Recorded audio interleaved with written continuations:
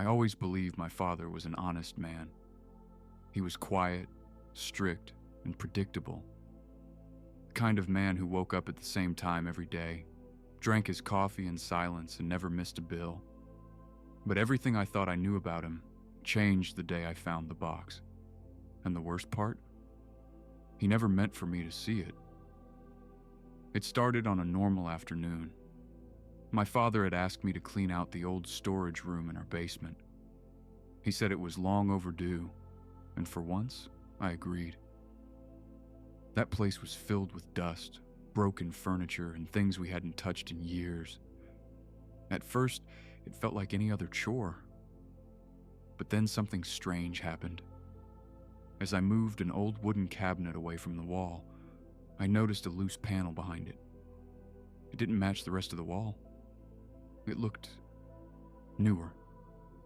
I remember pausing for a second. Something about it didn't feel right. I almost ignored it. I wish I had, but curiosity got the better of me. I pushed the panel gently, and it slid open. Behind it was a small hidden compartment, and inside that compartment, there was a box. A simple, dark metal box. No labels, no markings, just sitting there like it had been waiting. My heart started beating faster. I don't know why. Maybe it was the fact that my father had never mentioned anything like this. Or maybe it was the feeling that I was about to cross a line I couldn't uncross. I hesitated. I told myself to close it and walk away, but I didn't. I reached inside and pulled the box out. It was heavier than I expected, and locked. Of course it was locked. For a moment I felt relieved, like maybe this was a sign that I should stop. But then I noticed something, a small key, taped to the bottom, and that's when everything changed. I stared at the key for a long time. Why would he hide something so carefully, and then leave the key right there? It didn't make sense, unless he never expected anyone to find it. My hands were shaking as I peeled the tape off. I remember thinking, this is wrong, but I still did it. I inserted the key into the lock, and slowly, I turned it. Click. The sound echoed louder than it should have. For a second, I froze, listening, waiting to hear my father's footsteps upstairs, but there was nothing. Just silence. I opened the box. Inside, there were several items, old photographs, a stack of letters, and something wrapped in a piece of cloth. At first, the photos didn't seem unusual. They were old, slightly faded, pictures of places I didn't recognize, people I had never seen before. But then I noticed something that made my stomach drop. My father was in them, younger, but unmistakably him, standing next to a woman I had never seen in my life, and they looked close, too close. I felt a strange knot form in my chest. I picked up one of the letters. My hands were trembling now. The envelope was already opened. I pulled the paper out, and the first line I read made my heart stop. I wish you had told her the truth before it was too late. I blinked, read it again. My mind struggled to understand what I was seeing. Told her the truth? What truth? And who was her? I suddenly felt like I was standing in someone else's life, like I had just opened a door that was never meant for me. But I couldn't stop. I reached for the next letter, and that's when I heard something upstairs. A door opening. Footsteps. My father was home. And he wasn't supposed to be. I quickly looked back at the box, my heart racing. I had seconds, maybe less. I didn't know what to do. Hide it? Put it back? Pretend nothing happened? But then I heard his voice, calling my name. And in that moment, I realized something terrifying. If he saw this, everything would change. But the worst part? I wasn't ready for what I was about to discover next. "Are you in the basement?" my father called. His voice sounded normal, too normal, like nothing was wrong. But everything was wrong. I looked down at the open box in front of me, the photos, the letters, the truth, or at least part of it. My mind was spinning. "I'm down here," I shouted back, trying to sound calm. My voice didn't sound like mine. Panic started creeping in. I quickly folded the letter and shoved it back into the box. My hands moved fast, but not carefully. The photos slipped slightly out of place. I didn't have time. I wrapped the cloth back around the object I hadn't even looked at yet. I closed the box, locked it, and slid it back into the compartment. Just as I pushed the panel shut, I heard the basement door open. "Hey," my father said, stepping down slowly. I turned around, forcing a smile. "Hey, I was just cleaning like you asked." He looked around the room. His eyes moved slowly, carefully, too carefully. "Find anything interesting?" he asked. It was such a simple question. But something about the way he said it made my chest tighten. I shook my head. "Just old junk." He nodded, but he didn't look convinced. For a moment, neither of us spoke. The silence felt heavy. Then he stepped closer. And that's when something strange happened. He looked directly at the wall, the exact spot where the hidden compartment was. My heart skipped a beat. It was quick, almost unnoticeable. But I saw it. That tiny pause, that flicker of recognition. He knew, or at least, he suspected something. "I forgot to tell you," he said suddenly. "Don't move the cabinet too much. The wall behind it is fragile." Fragile? That wasn't true. I had just moved it. Nothing about that wall felt fragile. I forced a small laugh. "Yeah, I didn't touch it much." Another lie. He stared at me for a second longer than necessary. Then he nodded again. "Good?" But something had changed. I could feel it. The air between us felt different now. Tense. Careful. Like we were both pretending. "I'm going upstairs," he said. "Don't stay down here too long." "Okay." I watched him walk back up the stairs. Every step felt like a countdown. When the door closed behind him, I let out a breath I didn't realize I was holding. My hands were still shaking. I should have stopped. I should have left it alone. But I couldn't. That letter, those photos, they didn't make sense. And now I knew one thing for sure. My father was hiding something big, something he didn't want me to see. And the more I thought about it, the more I realized something even worse. This wasn't just about the past. It was still affecting him now. I could see it in his face, in the way he looked at that wall, in the way he asked that question. "Find anything interesting?" He was scared, and I had never seen my father scared before. That night I couldn't sleep. I kept thinking about the woman in the photos. Who was she? Why did she look so important? And what was the truth my father never told? But the question that haunted me the most was this: who was the letter talking about? Her. I turned in bed, staring at the ceiling, and then a thought hit me. Sudden, sharp, terrifying. What if her wasn't just someone from his past? What if it was someone I knew? And that's when I made a decision. The next day, I was going to open that box again, but this time, I was going to find out everything, no matter what it cost, because something told me the truth inside that box was going to change my life forever. The next morning, I woke up earlier than usual. I didn't even need an alarm.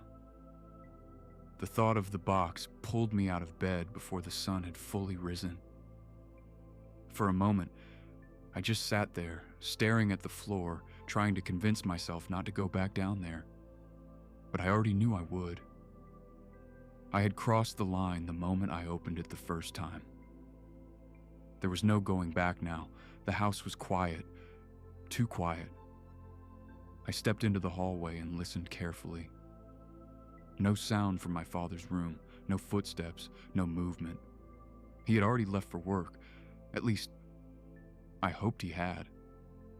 I moved slowly toward the basement door, my heart starting to race again. Every creak of the floor felt louder than usual. Every second felt heavier. When I reached the door, I hesitated, just for a moment. Then I opened it. The basement air felt colder than I remembered. Or maybe it was just me. I walked straight to the cabinet. No hesitation this time. I moved it aside, revealing the panel. It looked exactly the same, but now it felt different. Like it was watching me, waiting. I pushed it open, reached inside, and pulled the box out again. My hands were steadier this time, but inside, I felt worse, like I already knew I wouldn't like what I was about to find. I unlocked it, opened it. Everything was still there, just like before. The photos, the letters, the wrapped object. This time I didn't hesitate. I grabbed the photos first. I spread them out on the floor. There were more than I remembered. Different places, different times, but always the same two people. My father and that woman. She had dark hair and a soft smile. In some pictures, they were laughing. In others, they stood close together, like they didn't want to be apart. In one photo, they were holding hands. My chest tightened. I had never seen my father like that before, not even with my mother. And that's when something else caught my eye. A date, written on the back of one of the photos. I flipped it over, my breath caught in my throat. The date was from 20 years ago, exactly 20 years ago. The same year I was born. I froze. My mind started racing. That couldn't be a coincidence. It just couldn't. I quickly grabbed another photo, checked the back, another date, same year, different month. My hands started shaking again. I dropped the photo. No, I whispered. But it didn't make sense. Or maybe it did, and I just didn't want to see it. I reached for the letters. This time I didn't just skim. I read, carefully, slowly. Each word felt heavier than the last. The letters were all written by the same person, the woman. Her name appeared at the end of one of them. Elena. I repeated it in my head. Elena. It felt strange, unfamiliar, but also important. Like it meant more than I understood. I kept reading, line after line, and with each sentence, the picture became clearer.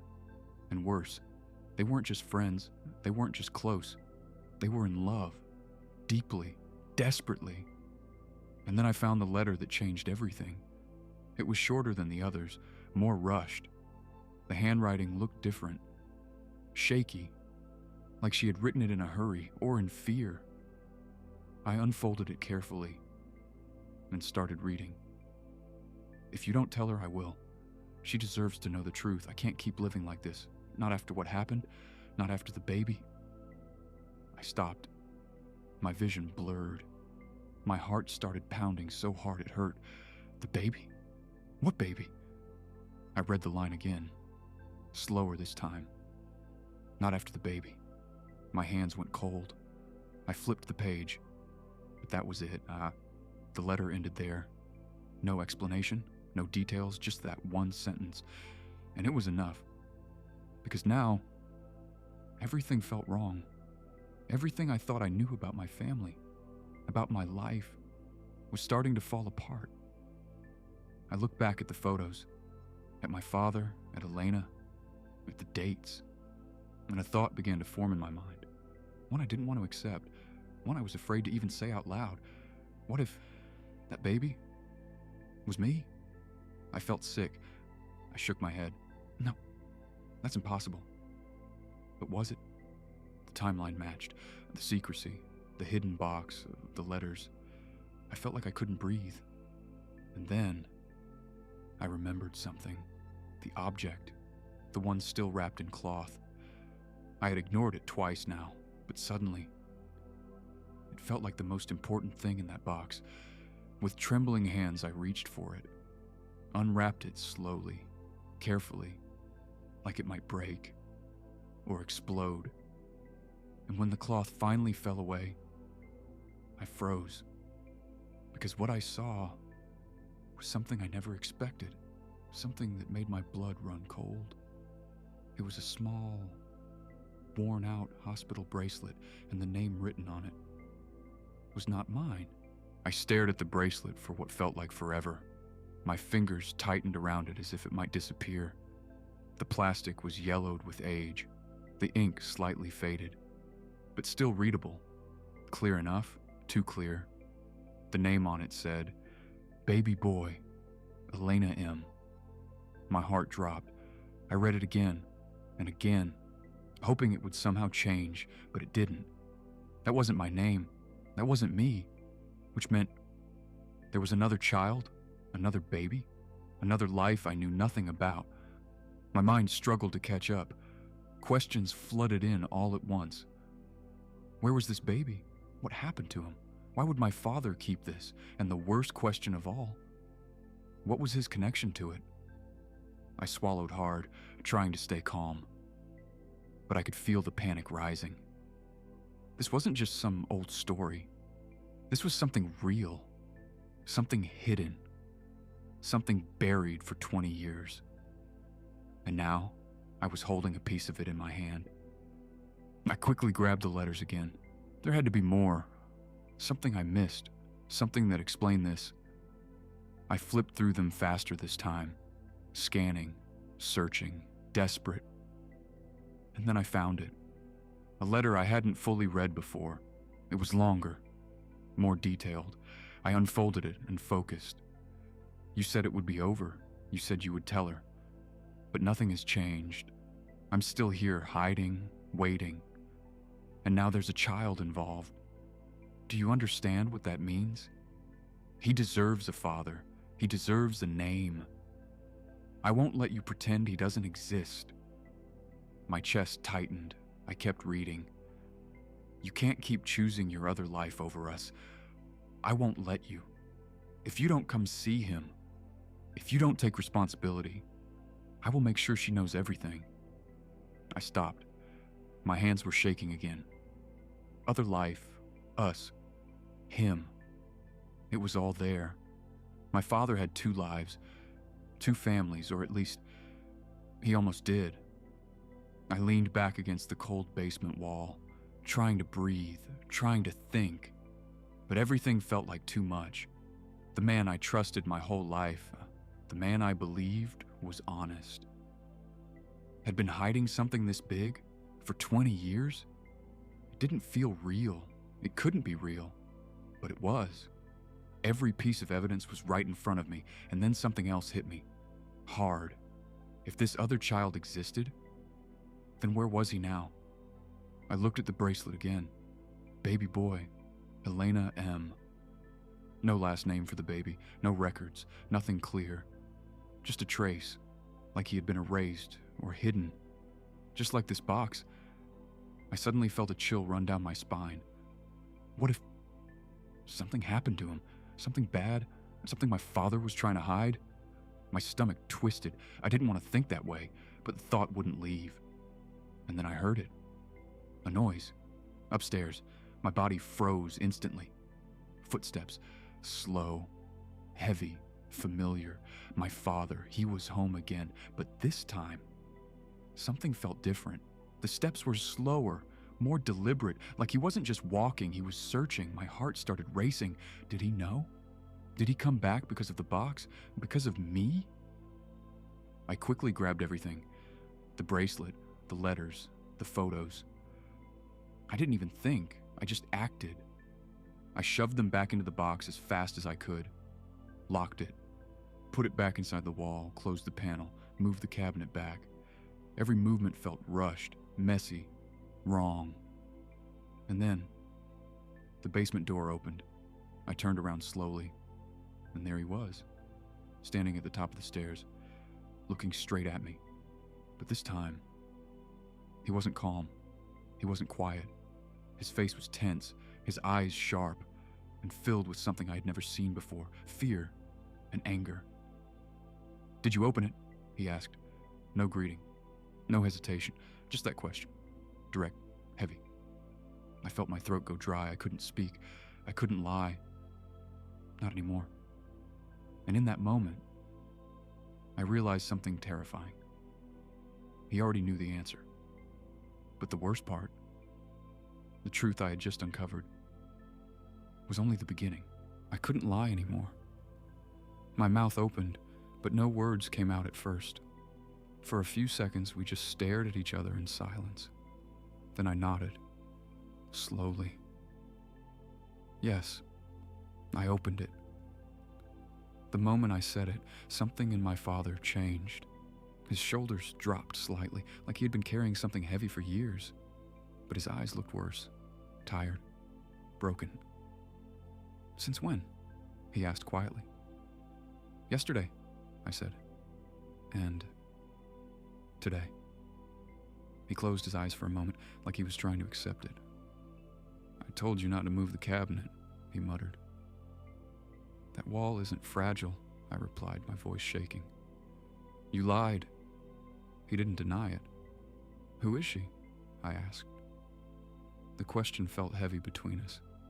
He didn't answer right away. Instead, he slowly walked down the stairs, step by step, until he stood in front of me. "Her name was Elena," he said. "Was." That word hit me immediately. "Was?" I repeated. He looked away. "She's gone." My chest tightened. "Gone how?" He hesitated. "She died." A cold feeling ran through me. "And the baby?" I asked. This time he looked directly at me. His eyes filled with something I had never seen before. Tears. "I wanted to tell you," he said. "I just didn't know how." "That's not an answer," I said sharply. My voice echoed in the basement. "Was the baby mine?" I asked. "Was I that baby?" "No," he said instantly. Too fast, too certain. I froze. "And who was he?" He took a deep breath. "Me, your brother." Everything inside me stopped. "My... what?" "Your brother." "No." I shook my head. "That's not possible." "It is." I stepped back slightly. Nothing made sense anymore. "You're saying you had another child?" He nodded. "With her?" I ran my hand through my hair. "You had another life," I said slowly. "Yes." "And you hid it?" He didn't answer. That was enough. Anger started rising inside me. "How could you do that?" I asked. "How could you lie for 20 years? "I didn't plan it like this," he said. "But you still did it?" I replied. "You made a choice." "I know," he said louder now. "You think I don't know that?" Silence filled the room again. "What happened to him?" I asked. "To my brother?" His face changed. At this time, I saw real pain. "I never met him," he said. "What?" "Elena left before he was born," he explained. "She didn't want to live like a secret." "She was right," I said quietly. "I know." "But she didn't just leave," he added. "She disappeared." "What do you mean?" "I tried to find her," he said, "for months, maybe longer. But she was gone." "And the baby?" He looked down. "I don't know." Those words hit hard. "You don't know?" He shook his head. "I never saw him. I don't even know if he's alive."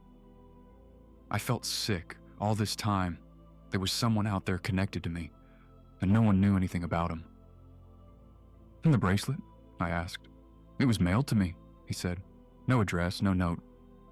Just that." "That's all?" "That's all." The silence felt heavier now. "Why didn't you tell me?" I asked. He looked at me carefully. "Because I was afraid." "Of what?" "Of losing you." That answer stopped me. "I already lost him," he said. "I couldn't risk losing you too." I didn't know what to say. Part of me understood, but part of me was still angry. "And the letters?" I asked. "Why keep them?" "Because it's all I have left," he said. I looked at him differently now. not just as my father, but as someone broken by his past. And then I remembered something. "The last letter," I said. "The one about the baby." He nodded slowly. "There was something else in it," I continued. He looked at me. "What?" I stepped closer. "She wrote after what happened," I said. I held his gaze. "What happened?"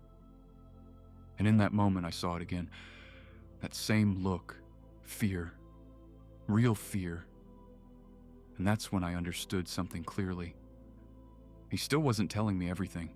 My father didn't answer right away. He just stood there, staring at me, like he was deciding something important.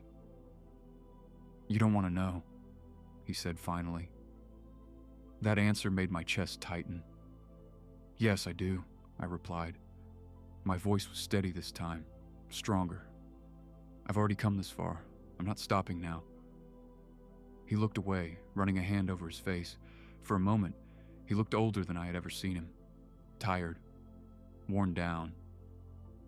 "I made a mistake," he said quietly. "A big one." "That's not enough," I said. "What happened?" He took a deep breath and then he said it. "There was an accident." My heart skipped a beat. "What kind of accident?" He hesitated again, but this time, he didn't stop. "Your mother found out," he said. Everything inside me froze. "What?" "She found the letters," he continued. "Not all of them, just enough to understand." I felt a cold wave wash over me. "And then?" "We argued," he said. "It got out of control." His voice started to shake. I tried to explain. I tried to fix it, but it was too late. I couldn't breathe. "What does this have to do with Elena?" I asked. He looked at me, his eyes filled with guilt. "She came to the house that night." My heart started pounding again. "No. She wanted answers," he said. "She wanted me to choose." I shook my head slowly. This couldn't be real. "All three of us were there," he continued. "In the same room." The image formed in my mind instantly. My mother, my father, Elena, all together. "And then," I whispered. "There was shouting," he said, "crying, accusations." His voice dropped lower.